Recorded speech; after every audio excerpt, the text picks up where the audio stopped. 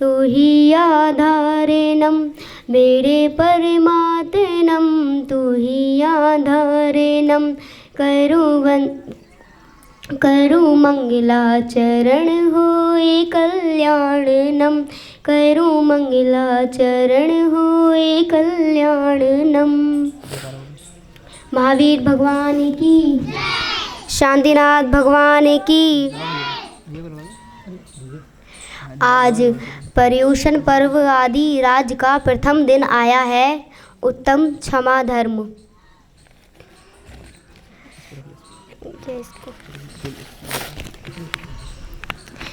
उत्तम क्षमा धर्म। आज हमें क्रोध का त्याग करके उत्तम क्षमा धर्म को धारण करना है।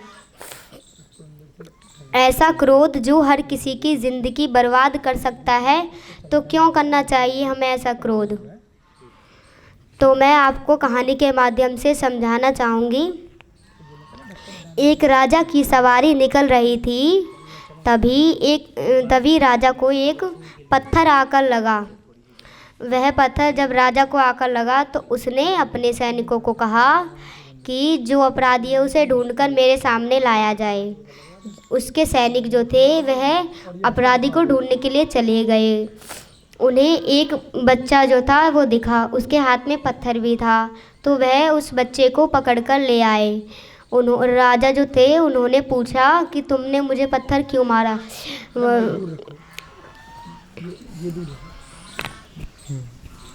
बालक जो था उसने बड़ी ही मासूमियत से उत्तर दिया कि महाराज मैं तो फल खाने के लिए पत्थर मार रहा था, किंतु निशाना चूक जाने के कारण वह पत्थर आपको लग गया। इसमें मेरी कोई गलती नहीं है, मुझे क्षमा कर दीजिए। तो राजा ने उस बच्चे को दंड के बजाय उस बच्चे को गिफ्ट दिया। तो सभी मंत्रीगण आश्चर्यचकित में रह गए कि राजा ने ऐसा क्यों किया, उस बच्चे को गिफ्ट क्यों दिया।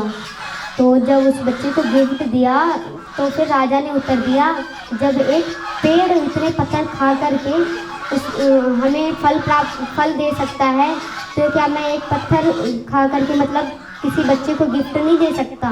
राजा का यह उत्तर सुनकर सभी आश्चर्यचकित रह गए। वो राजा कितना समझदार है कि उस बच्चे को पत्थर मारने के बावजूद भी उसने उस बच्चे को गिफ्ट दिया। इसी प्रकार हर राजा को इतना प्रेमशाली होना चाहिए कि हर राजा क्रोध ना करके अपनी प्रजा से इतना प्रेम करे।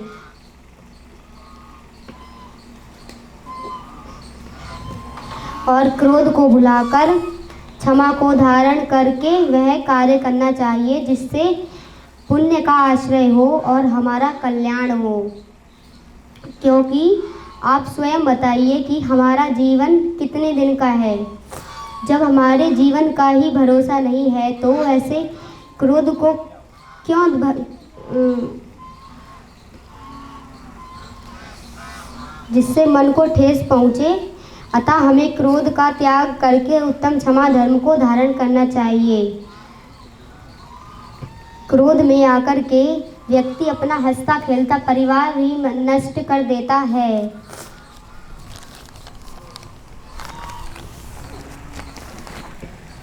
मैं एक और कहानी आपके सामने पेश करना चाहूँगी। एक हंसता खेलता परिवार था। उसमें एक बेटा और पति पत्नी रहते थे। किसी भी प्रकार का दुख नहीं था। एक दिन पति नहाने के लिए चला गया और पत्नी खाना बना रही थी, तो उसे कुछ काम आ गया, वह भी बाहर चली गई। पति जो था 5,000 रुपये कमा करके लाया, उसने अपनी पत्नी को दे दिए। तो वह जो पैसे थे उसने चूल्हे के पास में रख दिए। वह बाहर चली गई। बच्चा भी वहीं पे खेल रहा था, तो वह बच्चे को पता नहीं था कि ये क्या है, तो उसने पैसे उठाकर चूल्हे में डाल दिए। और उस पत्नी को, जब वह पत्नी वापस आई तो उस पत्नी को इतना क्रोध आया कि उसने वह अपने बच्चे को उठाया और आग में डाल दिया। सोचिए कि वह कैसे तड़प रहा होगा उस आग में। ये सब किस कारण हुआ? क्रोध के कारण। फिर जब उसने आग में डाल दिया, उसने एक भी बार नहीं सोचा कि पैसे तो फिर भी आ सकते हैं कमा के, बेटा तो नहीं आएगा। तो फिर उसने ऐसा नहीं सोचा। इसके बाद जब पति आया बाहर निकल के तो उसने देखा कि बेटा आग में जल रहा है और पैसे भी जल रहे हैं। तो उसने अपनी पत्नी से पूछा तो पत्नी ने कहा कि उसने सारे पैसों को उठाकर आग में डाल दिया, इसलिए मैंने इसको जला दिया। और पति को इतना क्रोध आया कि उसने पास में रखा वही हंसिया अपनी पत्नी को मार दिया। फिर पत्नी भी मर गई और वह अपने पत्नी और बेटे का सदमा बर्दाश्त नहीं कर पाया और उसने भी आत्महत्या कर ली। बताइए आप लोग ऐसे क्रोध को करना चाहेंगे क्या, जिससे हमारा परिवार भी नष्ट हो जाए? आज तो हर घर में क्रोध का माहौल छाया हुआ है। भाई भाई से लड़ता है और बहन बहन से लड़ती है, पड़ोसी पड़ोसी से लड़ता है। इसका मेन कारण क्या है, ज़रा विचार कीजिए। इसका मेन कारण है क्रोध। अगर हम क्रोध नहीं करेंगे तो हमारा परिवार ऐसे नष्ट नहीं होगा, क्योंकि आज का मनुष्य अपने दुख से कम दुखी है और दूसरों के सुख से ज़्यादा दुखी है। इसलिए हमें क्रोध की परिस्थिति को त्याग कर उत्तम क्षमा धर्म को धारण करना चाहिए, क्योंकि कहा गया है कि जिंदगी एक किराए का घर है, जिंदगी एक किराए का घर है, एक ना एक दिन बदलना पड़ेगा, एक ना एक दिन बदलना पड़ेगा।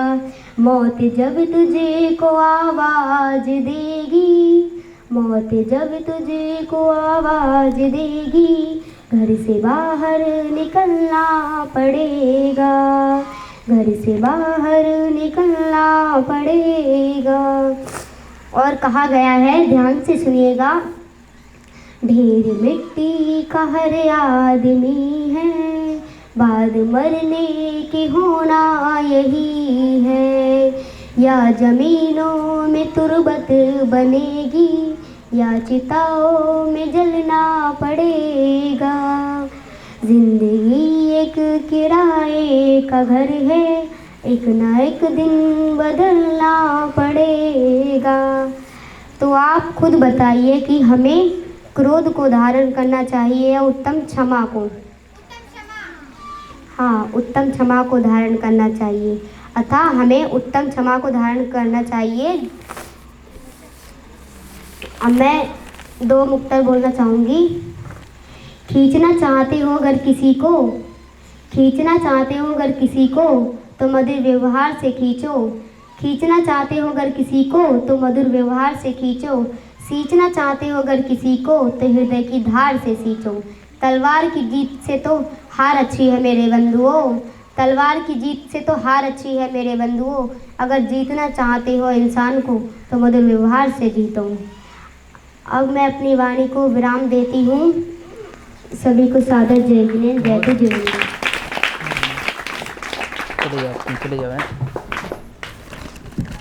ओम बोलिए श्री देवादिदेव 1008 सुनपुरा में साक्षात विराजमान शांतिनाथ भगवान की जय। अब हमारे बीच गौरव भैया जी हैं, ताली में जाइए सभी लोग। और हमारे ज्ञान धर्म गुरुकुल की बच्ची ने बहुत ही अच्छा बोला है। इसके पुण्य की बहुत बहुत अनुमोदना करते हैं कि ऐसे संस्कार ज्ञान धर्म गुरुकुल में मिले हैं, जिससे कि आज बच्चा इस मंच पे आकर के बोल रहा है। इस मंच पे बोलना कोई आसान बात नहीं है। जिसने बोला है वह जानता है कि पहली बार या दूसरी बार में कितनी परेशानियां होती हैं। पुस्तक ले आना, क्लास में लगाना है। मुझे लगा इसके बारे में अच्छा नहीं खत्म बन गया ना। बस मैं 10 मिनट ही लूँगा और भैया जी की क्लास चलेगी। तो आज जो पर्युषण पर्व के बारे में आप लोग सुन रहे हैं, समझ रहे हैं, आज उत्तम क्षमा का पहला दिन है। दोनों हाथ जोड़ लीजिए और हम लोग प्रार्थना करेंगे भगवान से। मंगलम भगवान वीरो मंगलम गौतमो गणी, मंगलम कुंद कुंदार्यो जैन धैर्यमोस्तु मंगलम। सर्वे मंगल मंगल्याम सर्वे कल्याणिकारिकम प्रधानम सर्वधर्माणाम जैनम जयतु शासनम। बोले श्री 24 तीर्थंकर भगवान की। अब जरा विचार कीजिए, आप लोग शांतिनाथ भगवान की जिनालय में सोनपुरा में बैठे हुए हैं, कितना सुंदर मधुर वातावरण है।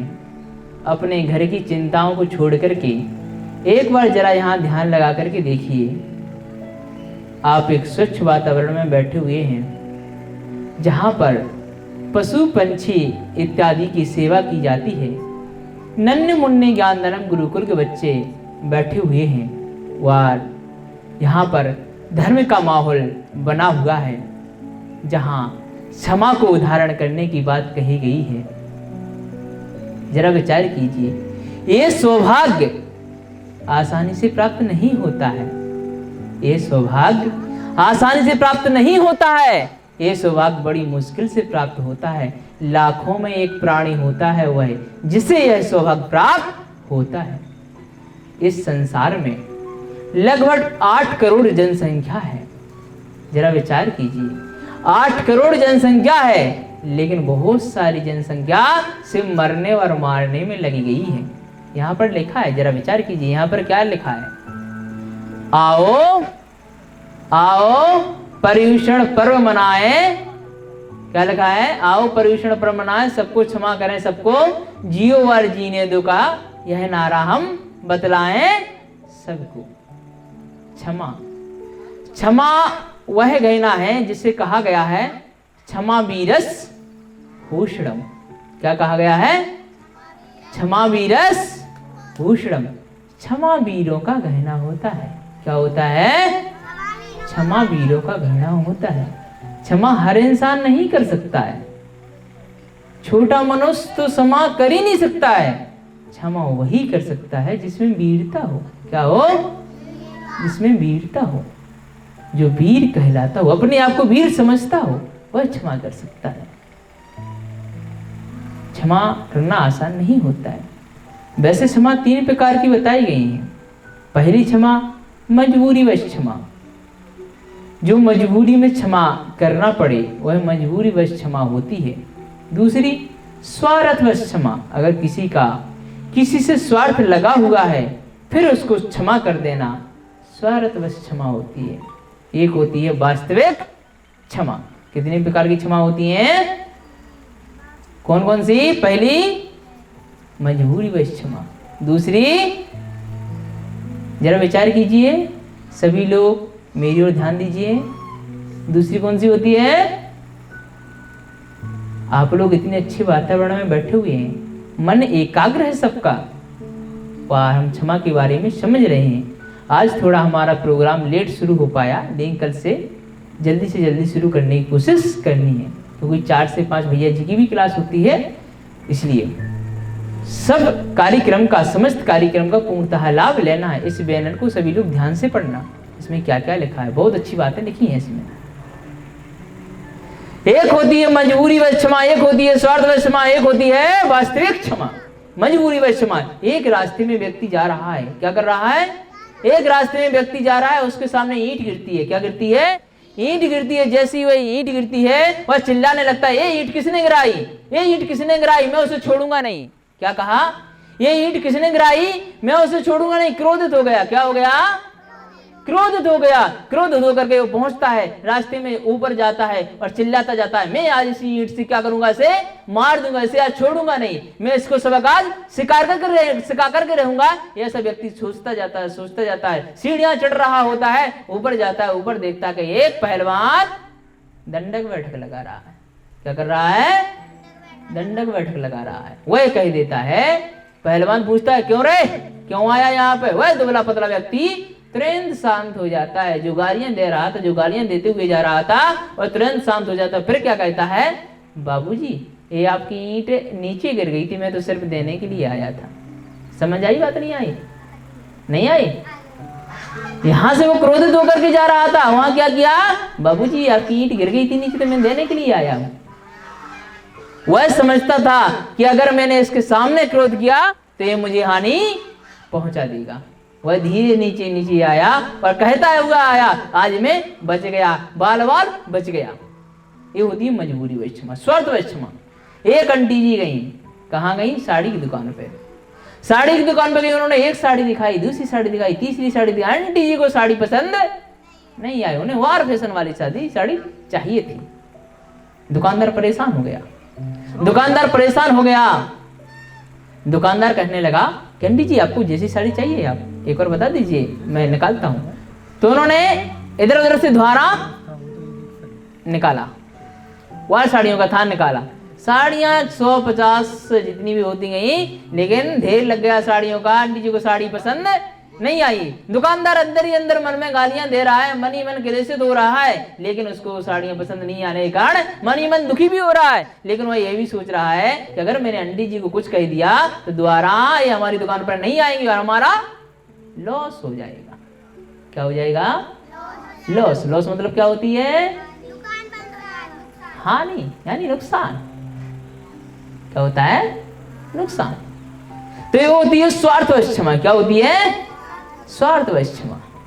आपको किसी के स्वार्थ के कारण क्षमा करना पड़े, वो स्वार्थ व क्षमा। तीसरी होती है वास्तविक क्षमा। क्या होती है? वास्तविक क्षमा, जो हमारे साधु संतों में होती है, जो महान आत्माओं में हुआ करती है, हम जैसे साधारण मनुष्यों में नहीं हुआ करती है। जिस दिन हमारे जैसे साधारण मनुष्यों में अगर उत्तम क्षमा का वास्तविक रूप आ जाए, उस दिन हम भी महान बन जाएंगे। वो महान आत्माएं कौन है? भगवान नेमिनाथ भगवान, भगवान शांतिनाथ भगवान, भगवान महावीर भगवान, आचार्य गुरु विद्यासागर जी महाराज, ब्रह्म सागर जी महाराज, प्रमुख सागर जी महाराज, जो हमारे साधु संत हैं, वो है महान आत्मा। वास्तविक क्षमा। एक साधु जी गंगा स्नान करने के लिए गए। गंगा स्नान करके जैसे ही वापस आए, एक व्यक्ति बालकनी से उनके ऊपर थूक देता है। क्या कर देता है? थूक देता है। जैसे ही थूकता है, साधु जी शांत स्वभाव परिणाम के थे, वह दूसरी बार गंगा नहाने के लिए चले जाते हैं। जब दूसरी बार गंगा नहाने के लिए गए, तो दूसरी बार जैसे ही साधु वापस आए, उन्होंने दोबारा उसके ऊपर थूक दिया। साधु जी के ऊपर थूक देते हैं। साधु जी दोबारा गंगा नहाने के लिए चले जाते हैं। ऐसा 3 बार होता है, 4 बार होता है, 50 बार होता है, 100 बार होता है। फिर साधु जी जब 101वीं बार जब गंगा नहा करके आते हैं, तब वह व्यक्ति जो बालकनी से बार बार थूक रहा था, वह सामने आकर के खड़ा हो जाता है और क्या कहता है? हे महान आत्मा, मैंने आपके ऊपर 100 बार थूका। कितनी बार थूका? 100 बार थूका, लेकिन आपने मुझे एक भी गाली नहीं दी, आपने रोका भी नहीं, टोका भी नहीं और क्रोधित भी नहीं हुई। ऐसे कहाँ? ऐसा कैसे हो सकता है? तो साधु जी ने कहा, अरे नॉर्मल सी बात है। अतः जब आपने मेरे ऊपर थूका, तभी मैंने गंगा स्नान करने के लिए 2 बार गया, 3 बार गया, 100 बार गया। अगर आप मेरे ऊपर नहीं थूकते तो शायद मैं 1 बार ही गंगा स्नान कर पाता, और गंगा स्नान वही कर पाता है जिसका पुण्य तेज होता है। तो आपके कारण मैंने 100 बार गंगा स्नान किया, आपका तो मैं धन्यवाद करूंगा। जरा विचार कीजिए ऐसे साधु महात्माओं की। उसी प्रकार हमारे अंदर है, अगर हमारे ऊपर कोई विपत्ति आती है, कोई संकट आता है, तो समझ लेना ये संकट हमारे योग्यता को निखारने के लिए आया है, हमारी परीक्षा की घड़ी है, हमारे टैलेंट को बढ़ाने के लिए आया है। कभी ये मत सोचना कि क्या संकट आ गया, कभी भी नहीं सोचना। अपना कर्तव्य पालन पूर्णतः करते जाना, संकट कितने भी आए, लेकिन तुम्हें रुकना नहीं है, तुम्हें आगे बढ़ना है, कर्तव्य के पीछे भागना नहीं है। ध्यान रखना, सच्चाई का साथ देना है, गलत का साथ नहीं देना है। कर्तव्य से पीछे नहीं भागना है, चाहे खुद का नुकसान हो तो होने दो, लेकिन सच्चाई को बरकरार रखनी है और अपनी आत्मा को शुद्ध रखते हुए साथ में कर्तव्य का पालन जरूर करना है। उत्तरदायित्व के पीछे जो भागा, कर्तव्यों के पीछे से जो भागा, वह कायरता की निशानी होती है। ध्यान रखना इस चीज का। और कायर व्यक्ति कभी किसी को क्षमा नहीं कर सकता। हम जैसे व्यक्ति हैं, अभी हमारे अंदर उतना क्षमा का भाव नहीं है जितना होना चाहिए, लेकिन हम भी कोशिश करेंगे, प्रयास करेंगे कि साधु संतों की तरह आत्मा का विचार करने वाला हम भी बन सके। मैं जो समझा रहा हूं सभी को समझ में आ रहा है क्या? अगर हमारे ऊपर कितने भी संकट आए, हर समय संकट नहीं रहता है, कुछ समय संकट का होता है, चाहे फाइनेंशियली प्रॉब्लम हो, चाहे रिलेशनशिप प्रॉब्लम हो, या फिर हमारे शरीर से संबंधित प्रॉब्लम हो, या फिर कोई भी प्रॉब्लम हो सकती है, किसी का एक्सीडेंट हो गया या कुछ हो सकता है। समझ में आ रही है बात? आज मैं जारचा गया, जारचा में मैंने जब बच्चों को पढ़ाया तो वहां से भी कुछ चीजें निकल करके आई। एक बच्चे ने कहा कि जो मुझे गुरुजी ने सिखाया है वो बहुत ही अच्छी बात सिखाई है कि एक दूसरे की मदद करनी चाहिए। और जब से गुरुजी ने ये सिखाया है तब से लगभग 2-3 वृद्ध लोगों की मदद कर चुके हैं हम। मैंने कहा कैसे कर चुके हैं? उन्होंने कहा गुरुजी जब मैं यहाँ से स्कूल से वापस जाता हूँ घर तो मेरा घर 4 किलोमीटर दूर है, तो जो भी वृद्ध व्यक्ति मिलता है और पैदल जा रहा होता है मैं उसे अपनी साइकिल पे बिठा लेता हूँ। मुझे बहुत अच्छा लगा। ये होती है भावनाएं, एक दूसरे की मदद की भावनाएं। छोटी छोटी सी हेल्प करते करते एक दिन बड़ी हेल्प हम कर सकते हैं। क्षमा को आज धारण करना है। क्षमा वीरस भूषणम, क्षमा वीरों का गहना होता है। तो कभी भी है हमें संकट के समय घबराना नहीं है, क्रोध कभी करना नहीं है। जहां जहां भी क्रोध आए वहां क्या करना है, समझना मेरी बात को। अगर आपको घर में क्लेश होता है और क्रोध आता है, वहां पर रुक करके सिर्फ 1 गिलास पानी पीना है। क्या करना है? सिर्फ 1 गिलास पानी पीना है, क्रोध शांत हो जाएगा। ध्यान रखना, क्रोध में आकर के व्यक्ति जो शब्द बोल देता है क्रोध तो समाप्त हो जाएगा, लेकिन शब्दों के द्वारा पहुंची गई चोट कभी समाप्त नहीं होती है। शब्दों के द्वारा पहुंची गई चोट तभी समाप्त होती है जब उस गलती को सुधार करके, प्रेम को उमड़ करके और उसको एहसास कराया जाए कि हाँ ये चीज गलत थी जो मैंने क्रोध में आकर के कह दी, क्रोध में आकर के कह दिया या क्रोध में आकर के ऐसा कार्य कर दिया, बाद में पछतावा होता है। क्रोध में आकर के लिया गया निर्णय सर्वत्र सर्वनाश कर देता है। क्रोध में आकर के कभी कोई निर्णय नहीं लेना चाहिए। अगर कोई निर्णय ही लेना है तो उसे ध्यान मग्न कर करके लेना चाहिए। सभी स्टूडेंट समझना इस चीज को, सभी विद्यार्थी बड़े ही ध्यान से सुन रहे हैं मेरी बात को और ऐसी आशा करते हैं। ये जीवन के पहलू हैं। पढ़ाई हमारी जीवन से जुड़ी हुई है। सुखी ज्ञान अर्जन करने के लिए पढ़ाई कर रहे हैं, ना कि हम धन कमाने के लिए कर रहे हैं। धन अपने जीवन यापन के लिए होता है, सुख नहीं कर सकता, सुखी नहीं कर सकता धन। धन आत्मा की शुद्धि से होगा, अपने विचारों से होगा सुखी। धन आप कमा सकते हो, आपको जीवन यापन करने में सहायता कर सकता, लेकिन सुखी नहीं कर सकता। सुखी आप अपने हिसाब से, अपने बलबूते पे, अपने विचारों से हो सकते हो। अब आप निर्णय हमें लेना है, खुद लेना है कि हम दुखमय जीवन गुजारें या सुखमय गुजारें। संकट आते रहेंगे, जाते रहेंगे। जो व्यक्ति संकट में अड़ा रहा, खड़ा रहा, वह व्यक्ति निखर करके अपनी योग्यता को बढ़ा करके आगे पहुंच जाता है। संकट में की घड़ी टल जाती है। ध्यान रखना है इस चीज का। तो हमें सब कुछ क्षमा करना है, सबसे क्षमा मांगनी है। अगर हम क्षमा मांगने से कभी भी नीचे नहीं गिरते, ध्यान रखना इस चीज का। क्षमा मांगने से हम कभी भी नीचे नहीं गिरते, ऊपर ही बढ़ते हैं। एक रहस्यमयी चीज है। अगर हम इसको समझाने के लिए बैठेंगे तो लगभग मुझे 2 दिन का समय चाहिए। विथ प्रूफ, विथ एनिमेशन के समझा दूंगा कहां क्या चीज काम करती है। चलिए मैं यहाँ पर अपनी वाणी को विराम देता हूँ और हमारे गौरव भैया जी बैठे हुए हैं, वो अपनी क्लास पढ़ाएंगे, हम लोगों को मार्गदर्शन करेंगे। सभी को सादर जय जिनेंद्र।